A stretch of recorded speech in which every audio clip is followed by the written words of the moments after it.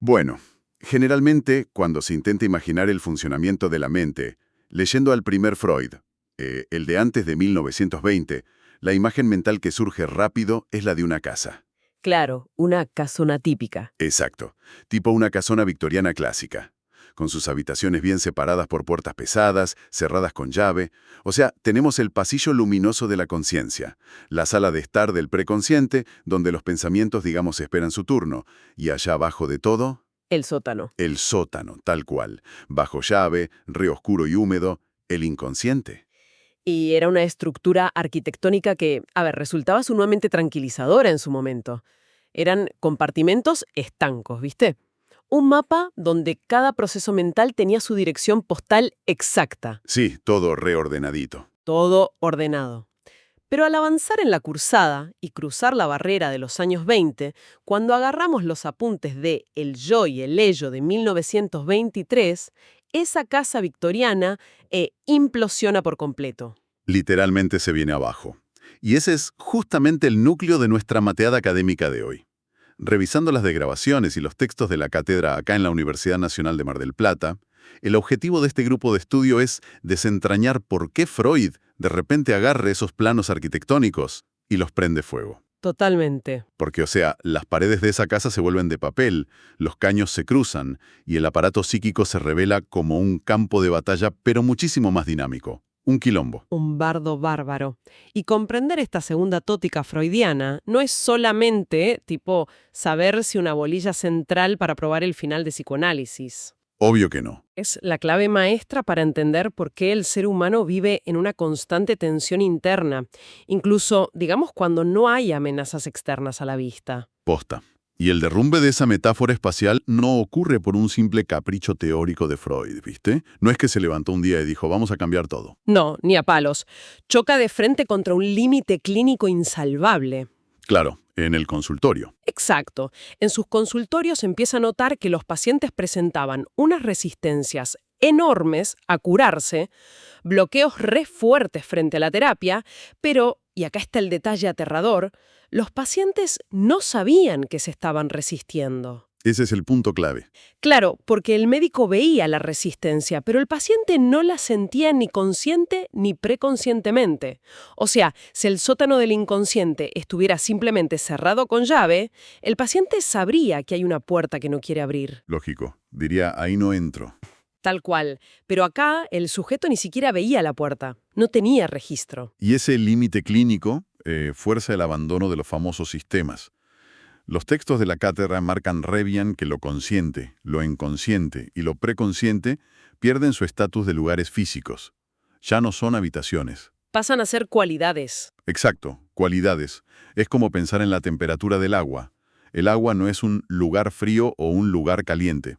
El frío o el calor son, digamos, cualidades que pueden teñir a toda la masa de agua en distintos momentos. ¡Qué buena analogía esa! Viste, sirve un montón para visualizarlo. De la misma manera, en lugar de esos sistemas tan rígidos, en el 23 aparecen instancias muchísimo más complejas y porosas, que se van construyendo unas sobre otras. Y para entender este nuevo mapa, los textos nos obligan a ir a los cimientos absolutos de la mente, que es el ello. El famoso ello, la instancia más antigua y originaria de todas. A ver, al nacer, el aparato psíquico es puramente ello. Se lo describen los apuntes como un reservorio caótico, tipo un caldero de energía pulsional hirviente. Un caos total. Un caos. No conoce el bien, ni el mal, ni el tiempo, ni la contradicción. Se rige única y exclusivamente por el principio del placer. Busca la descarga inmediata de la tensión siempre. Si hay hambre, quiero comer ya. Claro, exige satisfacción inmediata sin importar el contexto social ni nada. Pero hay un postulado en las fuentes que es fundamental para entender de dónde sale esta bolsa de pulsiones. Los textos afirman algo clave. Dicen que el ello viene del otro. Esa frase parece un poco contradictoria a primera vista. Porque, a ver, si el ello es lo más instintivo, lo más primitivo e interno del ser humano, la base biológica pura, ¿cómo es posible que venga del otro? Es re loco, pero en la explicación radica en la biología misma de nuestra especie, en lo que el psicoanálisis llama el estado de desvalimiento absoluto. Ah, claro. Fíjate que una cría humana, A diferencia de, no sé, un potrillo que a las pocas horas ya camina y busca alimento solo, nace totalmente inmadura. Si a un bebé no lo asiste un adulto, un otro primordial con mayúscula, simplemente se muere. No sobrevive ni un día. Tal cual. Y esa asistencia vital, el acto de ser alimentado, abrigado, sostenido por alguien, deja marcas psíquicas. La pulsión humana no es un mero instinto animal de supervivencia. Se inscribe y se teje justamente en esa relación de dependencia absoluta con el adulto. O sea, ¿el otro te introduce el deseo? Exactamente. El otro, al satisfacer la necesidad biológica, introduce el placer y la tensión psíquica. Por eso el aparato mental arranca su construcción anclado en esa dependencia. Leyendo la desgrabación de la clase del otro día, surge una analogía re clara con la tecnología para entender toda esta continuidad. A ver, la primera tópica, la de los sistemas separados, funcionaba tipo un hardware rígido. Claro, las piezas separadas. Claro, el disco duro estaba acá, la placa de video allá, separados físicamente.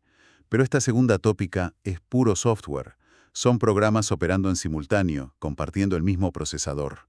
Freud lo pone en palabras muy precisas, ¿viste? ¿Qué dice exactamente? Dice que el ello es, abro comillas, lo otro psíquico en el cual el yo se continúa. O sea, no hay una barrera física cortante, hay una continuidad de código. Es buenísimo pensarlo así. Y esa continuidad de código significa que no podemos trazar una línea divisoria clara. El yo confluye hacia abajo con el ello, brota de él. Lo cual, nada, nos obliga a plantearnos el siguiente eslabón lógico del apunte. A ver, si al nacer el ser humano es puro software de impulsos ciegos y caóticos, un ello buscando placer desesperadamente, ¿cómo es posible que terminemos organizándonos en la vida para no chocar constantemente contra las paredes de la realidad? Y bueno, de esa fricción inevitable, de ese choque continuo contra un mundo que no nos da todo lo que queremos en el segundo que lo queremos, nace la segunda instancia, que es el yo. El mediador. El mediador, sí. Y un dato re clave para subrayar con flúor en el apunte es que este yo no aparece por arte de magia ni tiene un tanque de combustible propio. Es literalmente un parásito energético. Le roba todo al ello. Toda la energía que usa para funcionar, para pensar y percibir, se la roba al ello. Freud lo define como la parte del ello alterada por la influencia directa del mundo exterior. Y el proceso de formación de esta costra protectora, porque a fin de cuentas el yo es como una costra, tiene 3 caracteres fundamentales según la bibliografía. Repasemos eso que es redefinal. Dale. El primero es justamente el influjo del mundo externo a través del sistema percepción-conciencia. Imaginemos una vesícula viva flotando en un medio re hostil. La capa más exterior se va endureciendo, se va callosificando por el bombardeo constante de estímulos. Claro, se curte. Se curte. Y esa superficie endurecida que media entre el interior y el exterior es el prototipo del yo. El segundo carácter formativo es la identificación, un mecanismo re complejo por el cual el psiquismo asimila un aspecto del otro y se transforma copiando ese modelo. Y el tercer punto formativo es fascinante, porque nos baja de la teoría pura a la carne misma, el papel del propio cuerpo. El apunte señala que el yo es la proyección psíquica de la superficie del cuerpo. Re importante eso. No es un dato menor. Al principio un bebé ve su propia mano moverse frente a su cara y no sabe que es su mano. Para él es un bicho volando por ahí. Literal, la percibe como un objeto extraño más en el mundo. La unificación de todos esos fragmentos corporales en una imagen propia, el poder decir, este soy yo y acá termino, es el pilar del narcisismo primario. Y ahí la experiencia del dolor juega un rol protagónico para demarcar esas fronteras. El contacto doloroso con un objeto externo, tipo el nene se da un golpe contra el borde de una mesa, y eso envía una señal inconfundible al sistema nervioso que traza un límite. Hasta acá llego yo, allá empieza la mesa. Exacto. Hasta acá llega mi cuerpo, y a partir de acá empieza el mundo exterior hostil. Esa unificación perceptiva es el núcleo del yo naciente. Y si el gran norte del ello era la pulsión ciega, el faro de este nuevo yo va a ser la percepción y el famoso principio de realidad. Y se supone en teoría que este yo asume el mando, controla la motilidad, o sea, el movimiento voluntario, e intenta ser el representante de la razón. Y acá el texto del 23 regala una de las metáforas más brillantes de toda la literatura psicoanalítica. Uy, la del jinete y el caballo. Esa misma. Imaginemos la escena. El yo es un jinete, digamos que relativamente pequeño, intentando usar su inteligencia y habilidad técnica para dirigir, y el ello es un caballo descomunal, una bestia enorme, repleta de energía muscular e impulsos salvajes. Y la disparidad de fuerzas es el punto central de esa metáfora. Porque, a ver, el jinete se sube a la montura y finge tener el control absoluto de la situación. Frena un poquito acá, guía un poquito allá. Se hace el langa. Se hace el que domina todo, claro. Pero cuando el caballo salvaje se encapricha y decide ir a toda velocidad hacia un abismo o hacia un prado que le gusta para comer, el jinete se da cuenta de que su fuerza es absolutamente insignificante. No lo puede parar. Y para no perder la dignidad, para no admitir que está siendo arrastrado por la bestia, el jinete afloja las riendas, disimula y guía al caballo exactamente hacia donde la bestia ya había decidido ir sola. ¡Qué genio, Freud! Es buenísimo. Y lo hace pasar por una decisión propia. El yo vive autoengañándose constantemente, justificando con lógica impecable los arranques más pasionales y locos del ello. Y este autoengaño es, en el fondo, la estrategia de supervivencia de una instancia que tiene el peor trabajo del mundo. Los textos hablan de la triple servidumbre del yo. Pobre yo. Pobre yo, literal. Está acorralado intentando mediar simultáneamente entre tres amos tiránicos y recontradictorios. Por un lado, las pasiones irrefrenables del caballo, que es el ello. Por otro, las exigencias implacables y frías del mundo exterior. Y falta uno. Y falta el peor.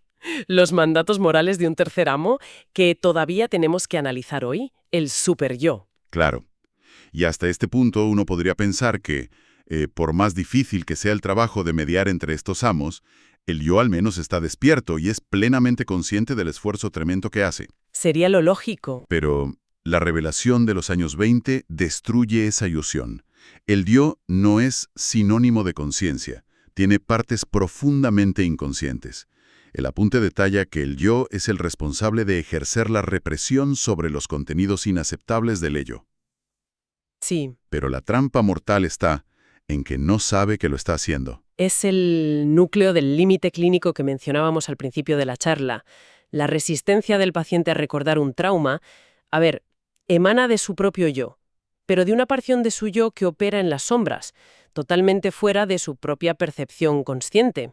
Para visualizarlo sin enredarnos tanto en jerga abstracta, pensemos en el yo como un guardia de seguridad, el típico patobica en la puerta de un boliche mental. Me encanta esa imagen. Su tarea es observar a la multitud de pulsiones del ello que intentan entrar a la pista de baile de la conciencia, y tiene que rechazar a las que no cumplen con el código de vestimenta moral, digamos. Este deseo es inaceptable, flaco, afuera. Eso es la represión. Tal cual. El problema es que este guardia padece de una amnesia selectiva severa y sistemática. Exactamente. O sea, rechaza impulsos de manera reautomática, bloquea la puerta del boliche con su propio cuerpo. Pero si alguien va y le pregunta por qué no entra nadie, el guardia te responde retranquilo, no sé de qué me hablan, yo no estoy bloqueando nada, y no hay nadie afuera queriendo entrar. Un delirio. Total. No solo olvida a quién expulsó, sino que es totalmente inconsciente de que él mismo es el agente que ejecuta la fuerza de rechazo. Y esta dinámica redefine por completo la geografía mental, obligando a acuñar una de las máximas más importantes para cualquier examen de psicoanálisis. Anotemos esto. Todo lo reprimido es inconsciente, pero no todo lo inconsciente es reprimido. Frase de Parcial. Olvídate, te la toman seguro. La ecuación simple de la primera tópica queda pulverizada con esto. Entonces, el mapa actual de la cursada nos deja con 3 clases o 3 modos de lo inconsciente. A ver si los repasamos bien. A ver. Primero, lo reprimido, que sería el inconsciente clásico lleno de aquellas pulsiones que el patobica rechazó y mandó al fondo. Sí, el de siempre. Segundo, lo latente, que corresponde a lo que antes se llamaba preconsciente. O sea, ideas que no están iluminadas por la atención en este preciso segundo, pero que con un mínimo esfuerzo mental se vuelven conscientes, tipo recordar que cenamos anoche. Claro, están ahí a mano. Y la tercera categoría, que es la innovación absoluta de 1923, es la parte inconsciente del propio yo. El patobica amnésico. Ese mismo. Esas funciones complejas, como la censura o las barreras defensivas, que el psiquismo ejecuta sin que el sujeto tenga la más pálida idea de que las está llevando a cabo. Ahora, si el guardia de seguridad bloquea la entrada de manera automática y sin saberlo, la lógica te indica que tiene que haber un jefe en las sombras. Alguien le redactó ese protocolo de admisión hiperestricto. ¿El dueño del boliche? Claro, el yo no inventa la moralidad de la nada, la hereda de una figura mucho más oscura y tiránica.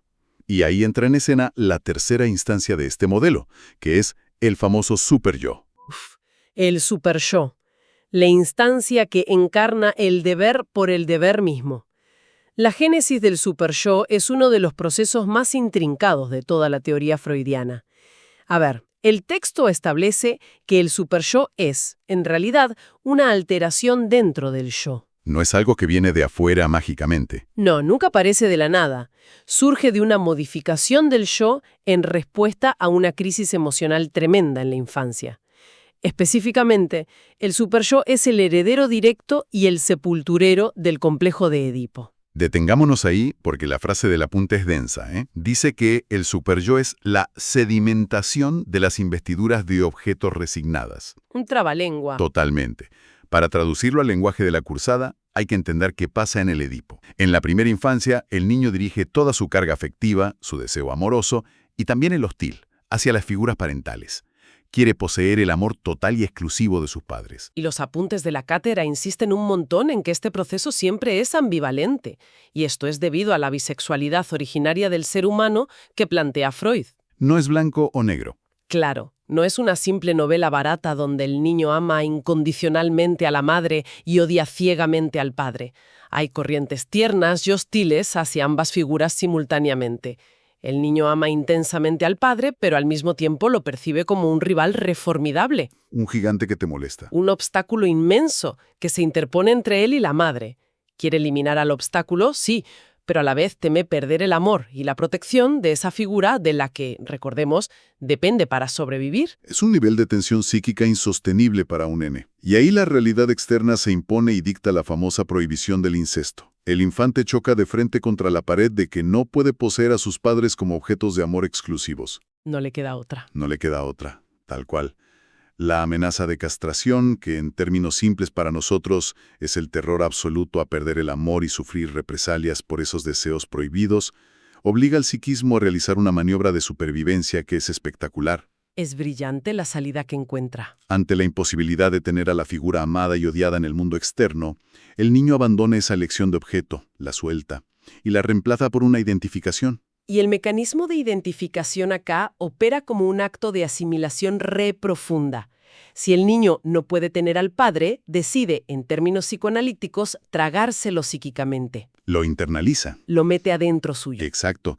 Erige dentro de su propio yo un monumento a esa figura perdida. Así nace el superyo.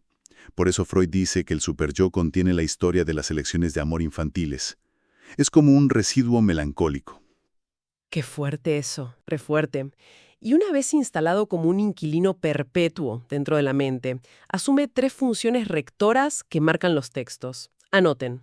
El ideal del yo, que es la vara altísima de lo que deberíamos aspirar a ser.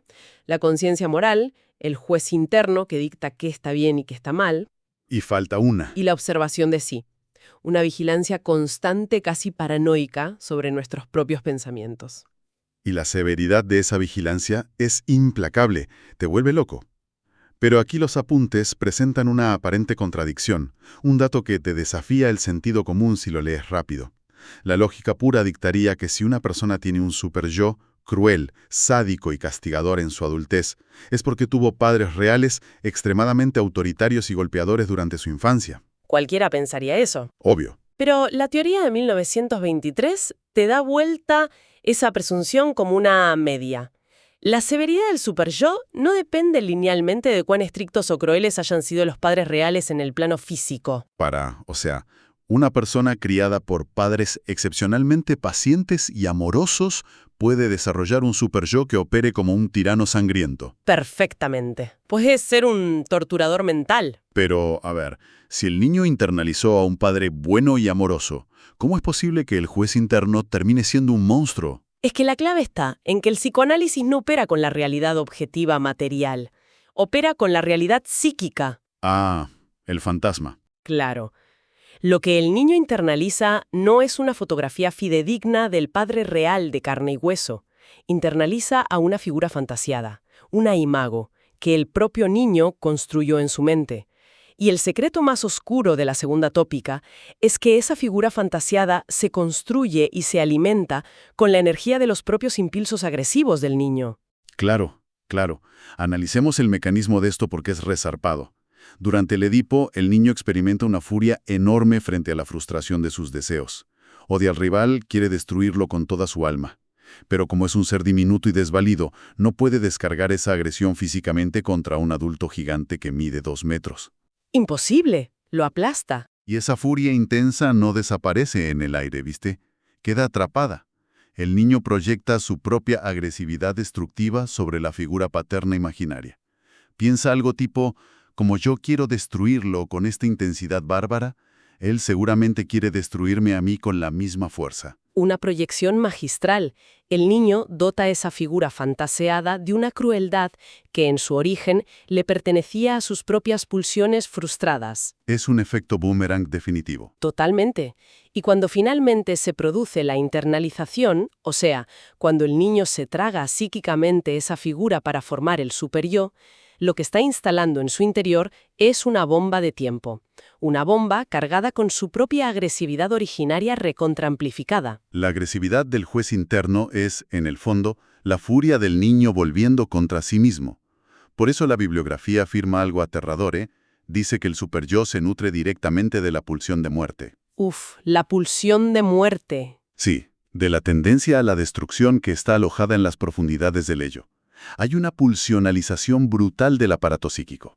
Y cuando ese juez sádico y furioso se adueña de la sala de mandos, ahí entramos de lleno en el territorio del padecimiento neurótico grave. La clínica pura. Sí, se establece una dinámica clínica que es letal. Si el superyo asume el rol de un sádico que azota sin piedad, el pobre yo, aquel jinete que ya venía golpeado por la realidad y por tener que domar al caballo, no tiene más remedio que desarrollar una tendencia masoquista. Se tiene que dejar pegar. Se somete al castigo porque es la única forma que encuentra de mantener el vínculo con esa instancia internalizada. Y este sometimiento constante nos introduce a la distinción clínica más pesada de los apuntes. La diferencia entre la culpa consciente y la culpa inconsciente. A ver, la culpa consciente es transparente. Rompimos una regla moral clara, el juez interno nos reprende y sentimos el remordimiento habitual. ¿Sabes por qué te sentís mal? Claro, es un afecto doloroso, pero lo podés reconocer, decís, mala mía. Pero el problema económico que paraliza los tratamientos psicoanalíticos y que vuelve locos a los analistas es lo que Freud rebautiza luego como la necesidad de castigo. ¿Qué concepto ese? En el sentimiento inconsciente de culpa. La persona no experimenta un remordimiento consciente. No se siente y te dice, hice algo malo, me siento culpable. El yo se defiende de esa agresión del superyo enmascarándola. La oculta. La oculta. El sujeto simplemente se siente enfermo, se siente un fracasado total o desarrolla síntomas físicos o rituales que le causan un gran padecimiento, pero no entiende por qué. Y hay el caso clínico del hombre de las ratas, que se suele cruzar un montón en esta unidad, ilustra este mecanismo a la perfección.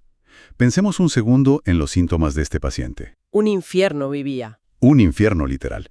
Estaba atormentado por pensamientos intrusivos, ¿viste? De que cosas horribles le iban a pasar a su padre o a su prometida. Y para evitar esas desgracias fantaseadas, se veía obligado a realizar rituales absurdos y recontragotadores. Lo de la piedra en el camino. Exacto. Por ejemplo, el flaco iba caminando por un camino, veía una piedra y pensaba automáticamente, si no corro esta piedra, el carruaje de mi prometida va a volcar y se va a morir. Así que iba y corría la piedra, sufriendo una angustia terrible.